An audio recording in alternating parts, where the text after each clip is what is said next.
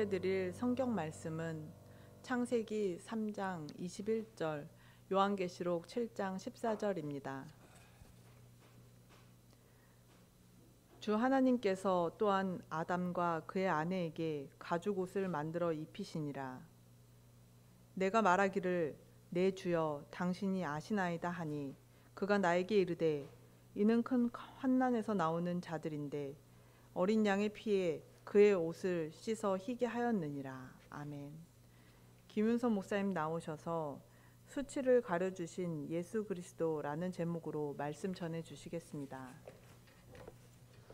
오늘도 여러분하고 함께 말씀을 나눌 수 있다는 것이 얼마나 감사하고 영광스러운지 모르겠습니다.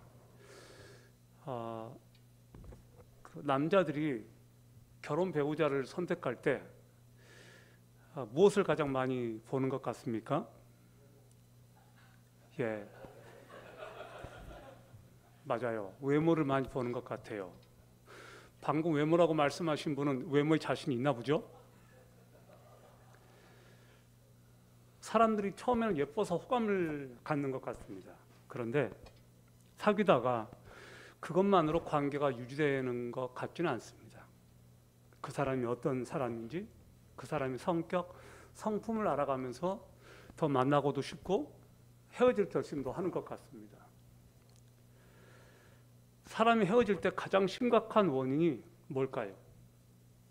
제가 전에 카톨릭 때 정성숙 교수님이란 분이 계셨는데요. 그분이 40년 상담을 하면서 그분이 발견한 가장 중요한 것 한 가지가 있다고 그러셨어요. 그게 뭐였냐면 바로 소통하는 문제였습니다.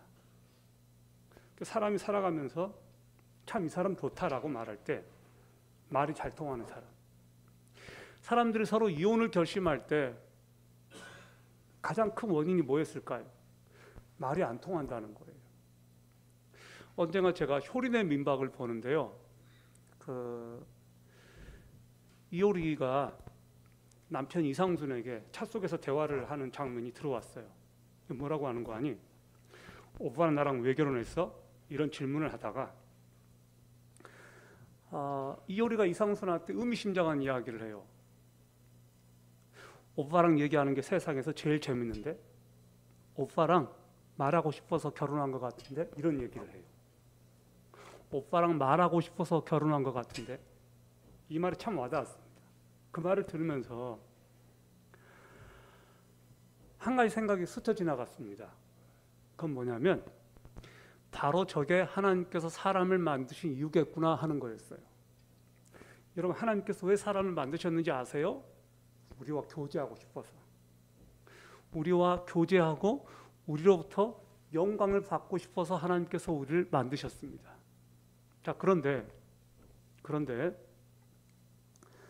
그 교제가 언제 깨졌어요? 사람이 하나님의 말을 듣지 않기 시작하면서부터 교제가 깨진 거예요. 소통이 안 되는 거예요. 하나님께서 다 허락하셨지만 아담과 하와에게 한 가지 금하신 것이 있었죠. 에덴 동산에서. 그게 뭐였죠? 선악과였습니다. 선악과를 따먹지 말라는 거였어요. 왜 그랬을까요? 선악과에 독이 있어서요? 아니에요. 그 열매를 먹으면 선악을 구별할 줄도 알고 좋을 텐데 왜 먹지 말라고 하셨을까요? 어떤 사람은 왜 선악과를 만들어 가지고 사람을 죽게 했느냐고 하나님께 따지는 사람도 있어요. 여러분, 너무 하나님께 따지지 마세요. 하나님께 따져가지고 잘 되는 사람 많이 못 봤어요. 가장 유력한 해석 가운데 하나는 이렇습니다. 선악과를 따먹음으로써 인간이 스스로 신이 되어서 자기 중심적인 해석과 판단을 내리게 된다는 것입니다. 그래서 내가 기준이 되고 나는 옳고 너는 틀렸다고 되어버리면 그 누구의 말도 듣지 않고 내가 왕이 되고 누가 나를 간섭하는 것도 싫고 내가 하고 싶은 대로 살게 되는 것이기 때문에 그렇습니다. 선악과를 먹고 내가 기준이 되면 선과 악을 판단하는 기준이 내가 되어버리는 거예요. 그럼 모든 사람들이 내가 다 옳다 그러면 이 세상이 유지가 될까요? 그래서 하나님께서 선과 악을 판단하는 기준은 오직 나에게 있다. 너가 그것을 판단하면 안 돼. 그래서 하나님께서 기준을 정해 주신 것이 바로 선악과 아닐까요? 선악과를 따먹고 아담과 하와가 어떻게 되었을까요? 하나님과 사이가 더 좋아졌습니까? 그렇지 않습니다. 결과는 아니에요. 하나님의 말을 듣지 않은 결과 먼저 피한 것은 아담과 하와였어요. 선악과를 먹고 나서 가장 먼저 일어난 변화는 자신들이 벗은 줄을 알았다는 거예요. 선악과를 먹기 전까지만 해도 아담과 하와는 서로 벌거벗었지만 서로 부끄럽지 않았습니다. 수치스럽지 않았어요. 근데 선악과를 먹고 나서 눈이 밝아져서 서로 벗었다는 것을 알게 되고 창피함을 느끼고 수치스러움을 발견한 거예요. 그래서 무화과 나뭇잎으로 옷을 만들어서 부끄러운 데를 가렸어요. 전에는 부끄럽지 않았는데 선악과를 먹고 나서 일어난 일이에요.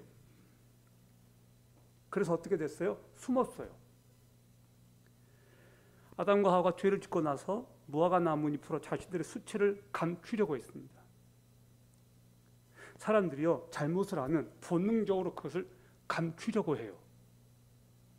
수치스러운 부분을 가릴 수 있을지는 모르겠습니다. 그러나 영혼의 수치심과 죄의식, 죄책감은 가릴 수가 없습니다.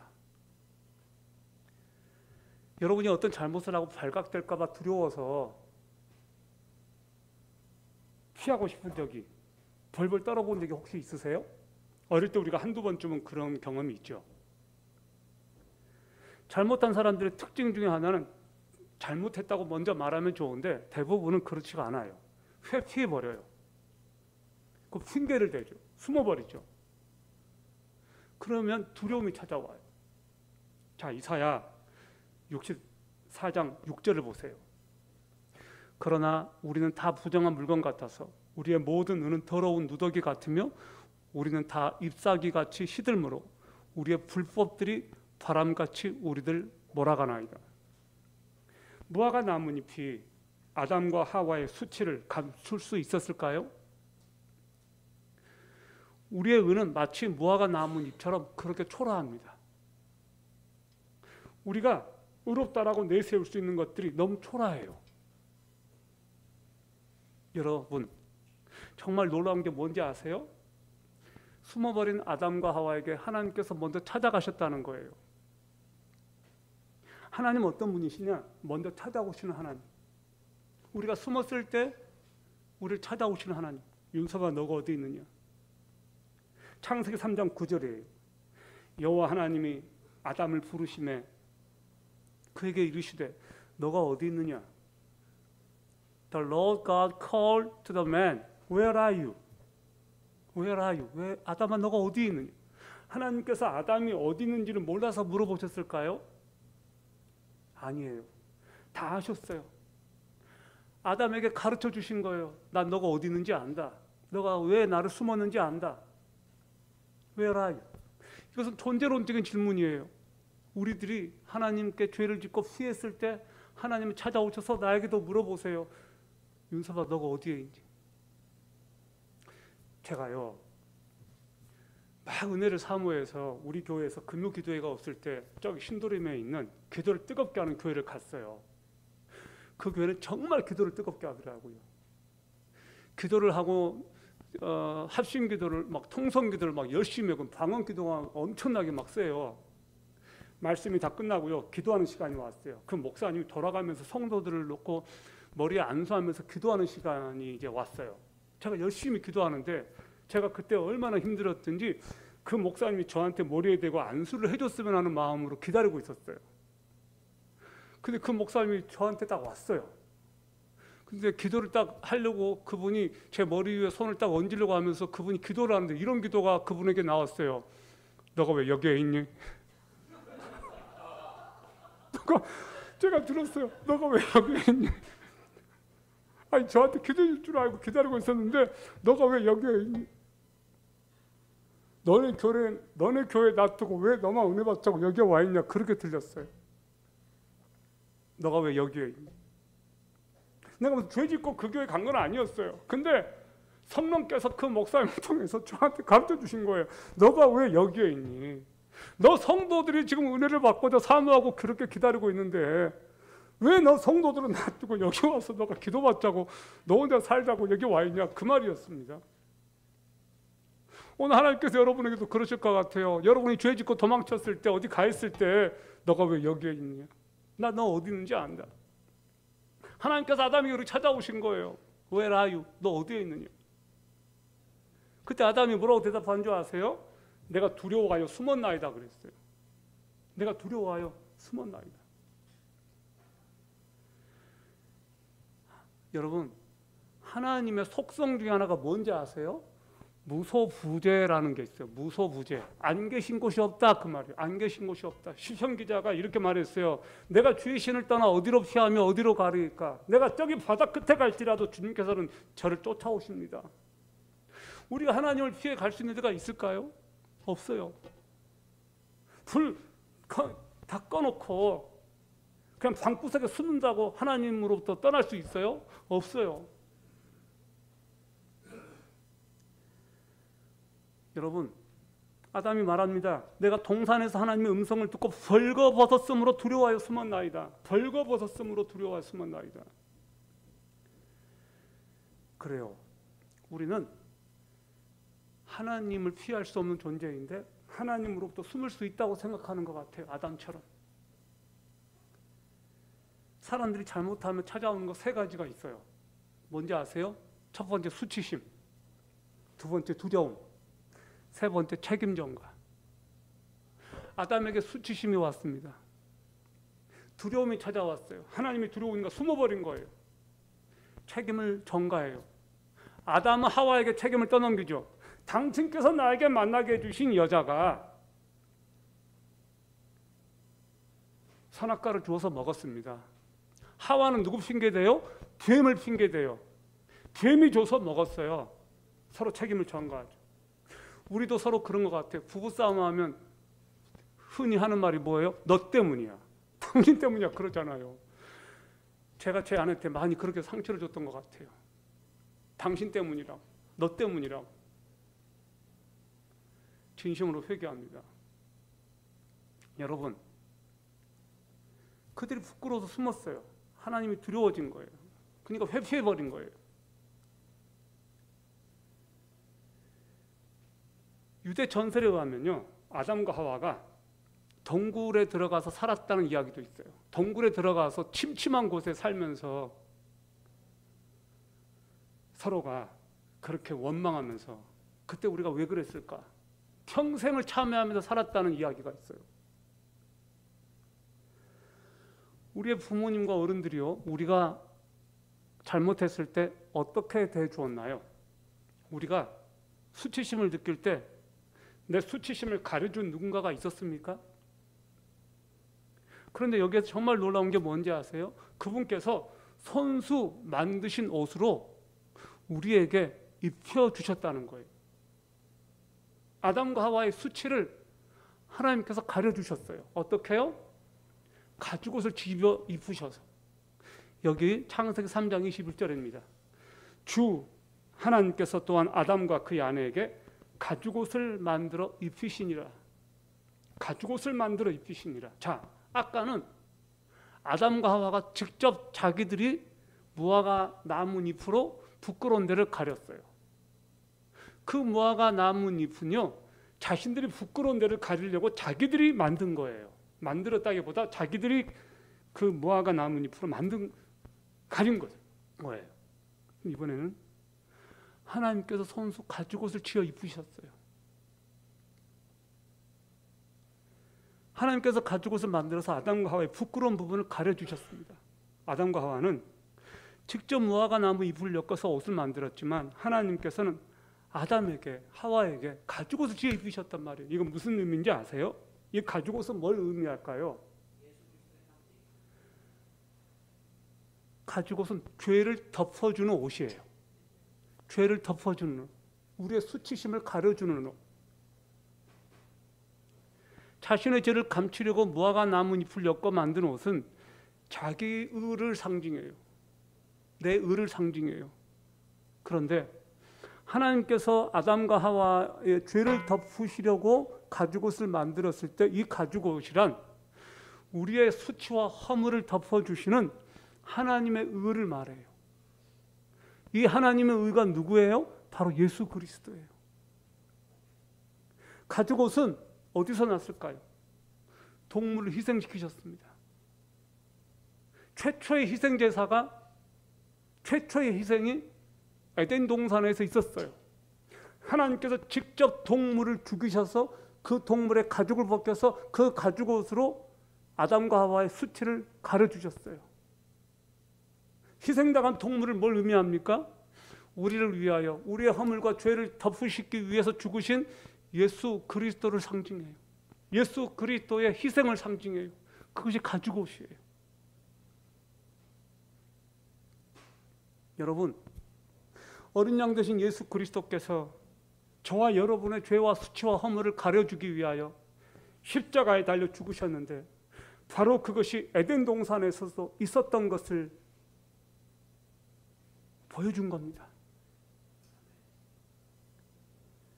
에덴 동산에서 아담과 하와를 내어 쫓으셨던 하나님께서 둘째 아담이신 예수 그리스도의 피값으로 저와 여러분들을 깨끗하게 해주셨습니다. 할렐루야. 이것이 은혜 아닙니까? 예수 그리스도께서는 여러분과 저의 죄와 허물을 담당하기 위하여, 우리의 수치를 감당하기 위하여 우리를 덮는 가죽옷이 되어주셨습니다. 바울은 이렇게 말했습니다. 로마서 4장 25절에 예수는 우리 범죄함을 위하여 내어줌이 되고 또한 우리를 의롭다 하심을 위하여 살아나셨느니라. 예수는 우리의 범죄함을 위하여 내어주셨다라고 했어요. 예수님은 저와 여러분의 범죄를 대신하기 위하여 내어주셨어요. 희생하셨다는 거예요. 요한계시록 7장 14절은 이렇게 말하고 있습니다. 내가 말하기를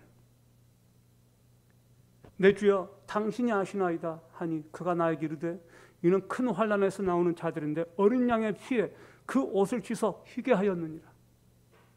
요한계시록에 환난에서 나온 자들이 어린 양의 피에 그 옷을 씻어 희게 하였다고 했습니다. 여러분, 그렇습니다.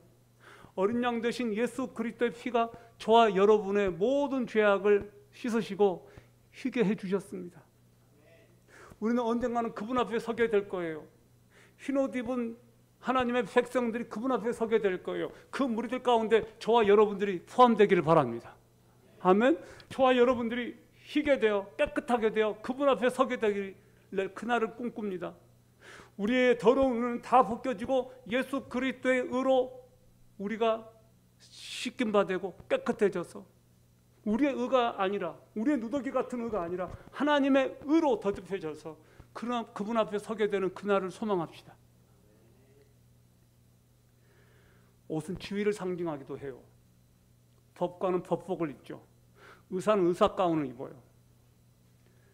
간호사는 간호사 가운을 입어요. 결혼하는 신랑 신부는 웨딩 옷을 입어요. 어제 결혼식에 갔었습니다. 제가 오랫동안 교제해 왔던 선교사님의 딸이, 아빠는 인도분, 엄마는 한국분인데 이 딸이 혼혈이잖아요. 한국 형제랑 이제 결혼을 하게 되는 그 결혼식에 갔는데 신부가 하얀 웨딩을 입었는데 참 예뻤습니다. 그 모습을 보면서 그 생각이 들었어요. 아, 그렇구나. 우리가 언젠가 주님 앞에서 저렇게 신부의 모습으로 주님 앞에 서게 되는 그날이 올지, 하얀 옷을 입고 주님 앞에 서게 되는 그날을 소망하는 마음이 생겼어요. 여러분, 이사야 61장 10절을 보니까 이렇게 기록되어 있었습니다. 내가 여호와로 말미암아 크게 기뻐하며 내 영혼이 나의 하나님으로 말미암아 즐거워하리니 이는 그가 구원의 옷을 내게 입히시며 공의의 겉옷을 내게 더하심이 신랑이 사모를 쓰며 신부가 자기 보석으로 단장함 같게 하셨음이라. 여러분, 그래요. 그분께서 구원의 옷을 입히시고 공의의 겉옷을 더하신 것이 신랑이 사모를 쓰고 신부가 자기 보석으로 단장함 같게 하셨기 때문이라고 있습니다. 내 영혼이 하나님으로 말미암아 즐거워한다고 이사야 선지자가 고백했어요. 오늘 이 말씀을 보면서 와, 진짜 놀랍지 않습니까? 하나님께서 구원의 옷을 우리에게 입히셨다. 공의의 겉옷을 내게 더하셨다. 그분의 의로운 옷으로 우리를 입혀주셨다는 거예요. 여기에도 바로 예수 그리스도가 나와 있어요. 예수 그리스도는 우리의 의로움이에요. 절대 우리는 의롭지 않아요. 예수 그리스도께서 의롭게 하셨기 때문에 우리는 그분의 의를 가지고 주님 앞에 설 수가 있는 겁니다. 여러분, 제가 결혼식을 할 때요, 저의 부모님은 두 분 다 안 계신 상황이었습니다. 다 돌아가셨어요. 근데 장모님이 굉장히 고마웠습니다. 추자도 촌놈이 저를 받아주셨거든요. 제가 처음으로 가장 근사한 옷을 입은 때가 그때였어요. L 백화점에 장모님이 저를 데려가셔서 옷을 하나 고르라고 하더라고요. 제가 막 고르다가 싼 거 골랐을까요? 비싼 거 골랐을까요? 여러분이 예상하던 것처럼 비싼 거를 골랐어요. 진짜 좋은 옷을 골랐던 것 같아요. 그때 저는 진짜 멋있는 정장을 장모님이 사주셔서 그때 제가 그 집 사위가 되는구나 하고 느꼈고 굉장히 소속감을 갖게 되었습니다. 그 옷을 입으면서 한동안 그 옷을 오랫동안 보관해뒀어요. 그렇습니다. 하나님께서는 예수 그리스도의 의로 저와 여러분을 옷 입혀주시고 우리에게 하나님의 백성이라고 하는, 하나님의 자녀라고 하는 소속감을 주셨습니다. 새로운 신분을 갖게 된 거예요. Son of God, 하나님의 자녀. 여러분, 이것이 얼마나 놀랍습니까? 천국에 가면 최초의 에덴 동산에 있었던 생명나무가 있다는 거 여러분 다 아세요? 여기 요한계시록 22장 2절입니다. 다 같이 한번 읽어볼까요? 그 도시의 거리 한가운데와, 시작. 그 도시의 거리 한가운데와 강의 양쪽에는 생명나무가 있어서 그것이 12종류의 열매를 맺고 달마다 자기 열매를 냈으며 그 나무의 잎사귀들은 그 민족들을 치유하기 위하여 있더라. 여러분, 놀랍지 않습니까? 천국 가면 생명나무가 있습니다. 에덴 동산에서 있었던 그 생명나무를 우리는 천국에 가면 맛볼 수가 있습니다. 그 열매를 맛볼 수가 있어요. 기대되지 않으세요? 우리는 다 죽을 수밖에 없는 존재들이었습니다. 우리는 스스로 깨끗해질 수가 없습니다. 우리의 옷은 이미 죄로 얼룩져 있고 더럽혀졌습니다. 그런데 2000년 전에 십자가에 달리신 예수의 피가 우리를 의롭게 했습니다. 예수의 피가 저와 여러분의 수치를 가려주셨습니다. 예수의 피가 우리를 하나님 앞에 설 수 있게 해주셨습니다. 그러므로 여러분, 예수 그리스도를 믿음으로 받아들이는 자들에게는 누구든지 주님은 의로움의 옷을 입혀주십니다. 그래서 주님 앞에 설 수 있게 됩니다. 오늘 저는 여러분이 예수 그리스도의 의로운 그 옷을 입기 전에 여러분의 더럽고 추한 그 옷을 벗어버리기를 바랍니다. 여러분이 더럽고 불결하고 추한 그 옷을 벗어버리는 것이 바로 회개입니다. 저는 이 시간 여러분들이 예수 그리스도를 옷 입기 전에 여러분의 더러운 옷을 벗어버리는 시간을 가졌으면 좋겠어요. 이 시간 여러분 가운데 어떤 분은 시커먼 옷을 입으셨어요. 그 시커먼 옷을 한번 벗어보시겠습니까? 한번 벗어봅시다. 하얀 옷 입으신 분들 벗지 말고 시커먼 옷 입으신 분들 한번 벗어보세요. 한번 옆에 있던 외투만 벗어보세요. 이 더러운 옷, 나의 죄로 얼룩진 이 더러운 옷, 이것을 벗어버리고 예수 그리스도의 의로 새 옷을 입읍시다. 여러분, 전 여러분들이 여러분의 허물과 죄와 여러분들의 더러움과 불결함을 상징하는 여러분의 그 더러움을 이 시간 회개하고 주님 앞에 나아갈 수 있기를 바랍니다. 회개가 무엇입니까? 우리의 죄를 주님 앞에 낱낱이 고백하고 슬퍼하는 거예요. 회개가 무엇입니까? 그 죄를 인정하는 거예요. 회개가 무엇입니까? 그리고 그 죄를 벗어버리는 거예요. 여러분이 죄를 가지고 있는 한 결코 하나님과 화목할 수가 없습니다. 오늘 주님께서는 우리에게 회개를 원하시고 회개를 통해서 우리는 주님 앞에서 내 죄를 회개함으로써 용서받고 예수 그리스도의 의로 더듬혀질 수 있습니다. 하나님께서 오늘 여러분에게 회개하는 심령을 주시고 주님 앞에 깨끗하게 되기를 바랍니다. 깨끗하게 되고 주 예수 그리스도의 의를 힘입어 의롭게 되는 역사가 오늘 이곳에 있기를 원합니다. 할렐루야! 우리 시간 기도하겠습니다. 이 시간 잠깐 하나님 앞에서 회개하지 않겠습니까? 아버지요, 나의 누더기 같고 나의 더럽고 나의 추한 죄가 있습니다. 여기 내 옷이 더럽습니다. 내 양심이 더러워졌고 내 마음은 너무너무 하나님 보시기에 악하고 추합니다. 예수 그리스도의 그 의로우심으로 저를 덮어주십시오. 제가 진심으로 아버지 앞에서 죄를 회개하고 참회하오니 용서하여 주십시오. 용서하여 주십시오. 그리고 저를 정결케 하여 주십시오. 이 시간 기도하기 원합니다. 기도하겠습니다.